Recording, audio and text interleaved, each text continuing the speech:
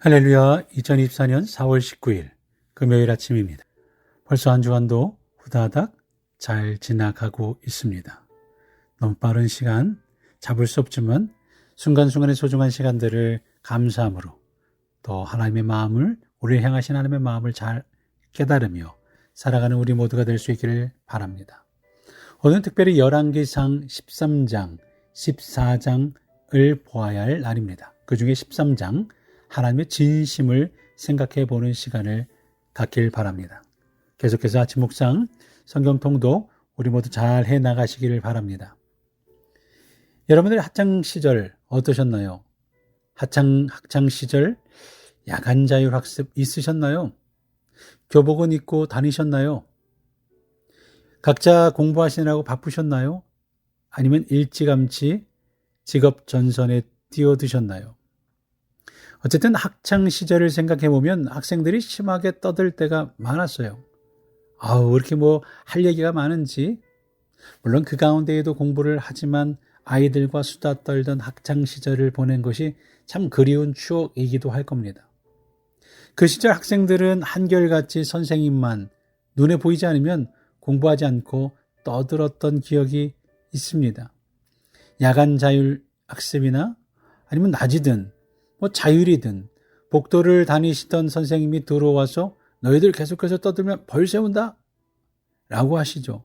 그러면 학생들이 조용해집니다. 열심히 공부해라. 떠들면 벌 받아. 벌 세울 거야. 이 두 마디 중에 가장 정말 하고 싶은 말은 공부하라는 말씀이죠. 벌 세우겠다라는 것은 최후의 수단이라는 경고입니다.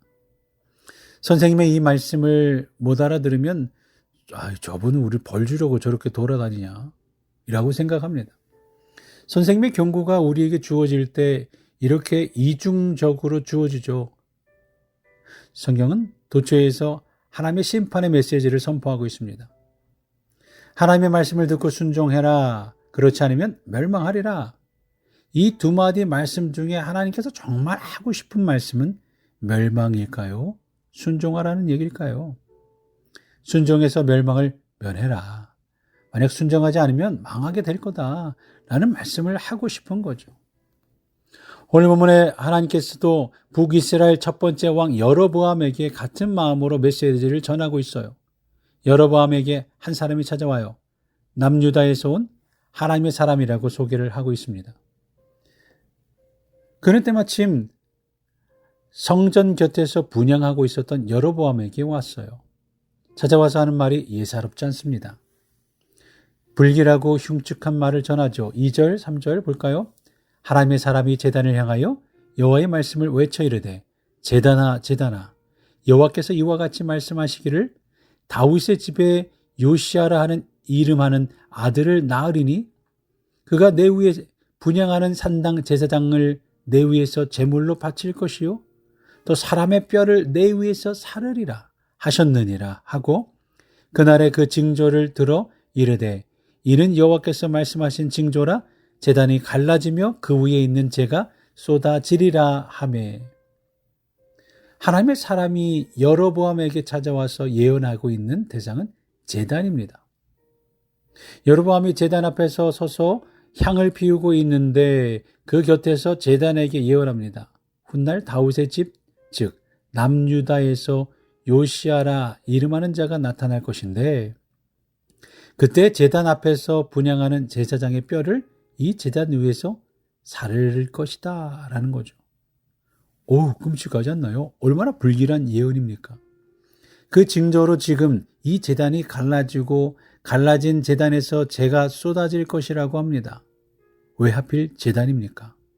여호와의 제단이 왜 갈라지고 여호와의 제단에 사람이 불태워지고 사람의 뼈가 불살라집니까? 그 이유는 12장에 나타난 여로보암의 죄 때문입니다. 여로보암은 남유다와 국경선을 긋고 나니 마음이 불안해졌어요. 하나님의 뜻을 따라 남유다와 북이스라엘이 갈라졌어요. 국경을 긋고 나니 마음에 걸리는 것이 한 가지 있었습니다. 정치적, 종교적 중심인 예루살렘이 남유다에 있는 거예요. 이스라엘 백성들의 정신적 구심점인 예루살렘이 남유다에 있다는 사실이 당혹스러운 거죠. 곰곰이 생각했습니다. 북이스라엘 남자들이 1년에 3번 명절 때마다 예루살렘 성전에 올라가서 하나님께 제사하고 예물을 드려야 하는데 만약 남유다 왕이 국경을 봉쇄해버리면 돌아오지 못하게 될 텐데 그럼 이 나라는 어떻게 될까요? 밤잠을 이루지 못할 만큼 염려가 되었습니다. 열왕기상 12장 26절 27절에 그의 마음에 스스로 이르기를 나라가 이제 다윗의 집으로 돌아가리로다. 만일 이 백성이 예루살렘에 있는 여호와의 성전에 제사를 드리고자 하여 올라가면 이 백성의 마음이 유다 왕 된 그들의 주 르호보암에게로 돌아가서 나를 죽이고 유다의 왕 르호보암에게로 돌아가리로다 하고, 사실 이것은 여로보암이 염려할 것이 아니었습니다. 자신이 의무로 나라를 나눈 것이 아니라 하나님의 말씀을 듣지 않는 르호보암에 대한 하나님의 심판으로 나누어진 것이기 때문이죠. 그래서 여로보암은 이 문제를 하나님 앞에 가지고 나가서 고해야 되었습니다. 하나님, 우리 북이스라엘이 남유다 예루살렘으로 가서 1년에 3번 제사를 드려도 되겠습니까? 만약 돌아오지 못하면 어떻게 됩니까? 이 나라는 어떻게 됩니까? 하나님께 구해야 되었죠. 그런데 하나님께 구하지 않고 혼자 염려하고 걱정하다가 내린 결론이 심각한 죄였어요. 28절 29절 한번 살펴볼까요? 이에 계획하고 두 금송아지를 만들고 무리에게 말하기를 너희는 다시는 예루살렘에 올라갈 것이 없도다. 이스라엘아, 이는 너희를 애굽 땅에서 인도하여 올린 너희의 신들이라 하고 하나는 베델에 두고 하나는 단에 둔지라. 금송아지 둘을 만들었어요. 북이스라엘 가장 북쪽 단과 가장 남쪽 베델의 금송아지를 각각 만들어 두은 거죠. 그리고 제단을 만들어 놓고 이곳에 올라가서 하나님께 예배드리라고 백성들에게 명령을 합니다. 이 금송아지가 우리 조상들을 이집트에서 올라오게 한 하나님이라고 거짓 증거를 한 거예요. 그리고 국경을 강력하게 통제했습니다. 제단을 만들고 금송아지를 세워놓고 금송아지에게 제사 지낼 제사장을 세웁니다. 그런데 없던 제사장이 갑자기 생기지 않습니다. 아무나 데려다가 속속으로 교육시키고 제사장이라고 불렀어요. 31절 그가 또 산당들을 짓고 레위 자손 아닌 보통 백성으로 제사장을 삼고, 여로보암은 여기서 그치지 않습니다. 일반인을 데려다가 제사장 교육을 하고 세워놓고 그들에게 절기를 섬길 것을 말합니다. 32절에 8째 달 곧 그 달 15째 날로 절기를 정하여 유다의 절기와 비슷하게 하고 제단에 올라가되 베델에서 그와 같이 행하여 그가 만든 송아지에게 제사를 드렸으며 그가 지은 산당에 제사장을 베델에서 세웠더라. 3가지 죄가 완성되었어요.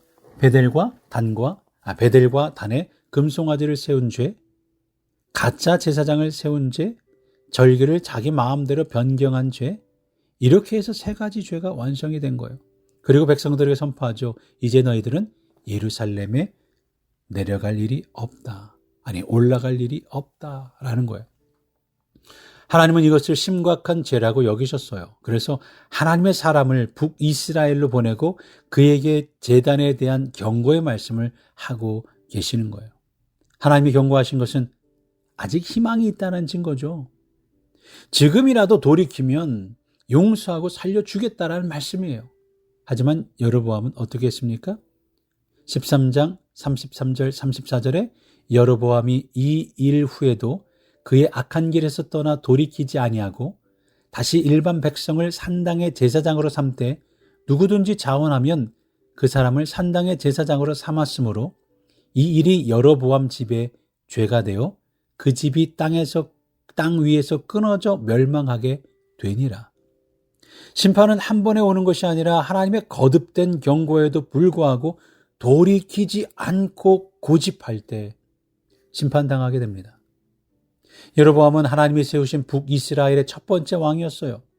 하지만 그는 염려와 걱정으로 말미암아 자신의 인생을 망치게 되었습니다. 베델과 단에 송아지를 세우고 가짜 제사장을 세우고 절기도 자기 마음대로 변경한 그 죄를 짓고 하나님의 경고에도 불구하고 돌이키지 않았을 때 실패한 왕이 되었던 거죠. 오늘 하나님은 우리에게 말씀 앞에 엎드려 순종할 것을 요구합니다. 하나님 말씀 앞에서 자신을 겸허히 돌아보시고 무엇이 잘못되었는지 깨달아 돌이키는 하루가 우리 모두가 되시기를 간절히 바랍니다. 다른 사람이 알지 못하여도 하나님이 아시는 그 죄를 돌이켜 주님께 고하고 겸손히 주 앞에서 주의 말씀대로 순종하는 삶을 살아갈 수 있는 우리 모두가 되길 바랍니다. 우리 한번 실천을 다짐하며 하루를 출발해 볼까요? 하나님의 진심이 심판이 아니라 돌이킴에 있음을 알고 작은 죄부터 돌이켜 회복하겠습니다. 선한 의지를 가지고 하나님의 뜻에 순종하는 하루가 되겠습니다. 오늘도 사랑의 하나님을 생각하면서 하나님 아버지에 순종하며 그 뜻을 따라 살아가겠다고 오늘도 내 생각을 정리하고 주의 거룩한 영을 따라 살겠다고 고백하는 그런 하루가 될 수 있기를 바랍니다. 우리 함께 기도할 때 우리 여러 가지 건강을 위해서 여러분 가정들의 건강을 위해서 우리 성도님들의 건강을 위해서 회복을 위해서 기도해 주시기 바랍니다.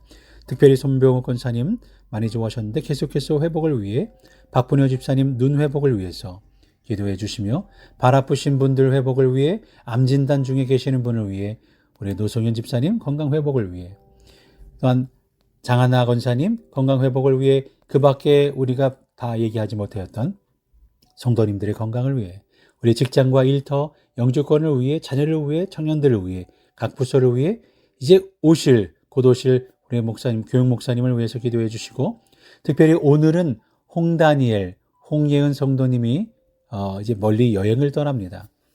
19일 날 출발하면 이제 30일쯤 돌아오는데요. 모든 일정 속에 안전하도록 함께 기도해 주시고 반가운 얼굴로 다음에 볼 수 있도록 기도해 주시기 바랍니다. 내일은 목회협력위원회가 새벽기도 이후에 모일 예정입니다. 함께 모여주시고요. 다 함께 기도하며 이 하루를 출발하겠습니다. 출발합니다.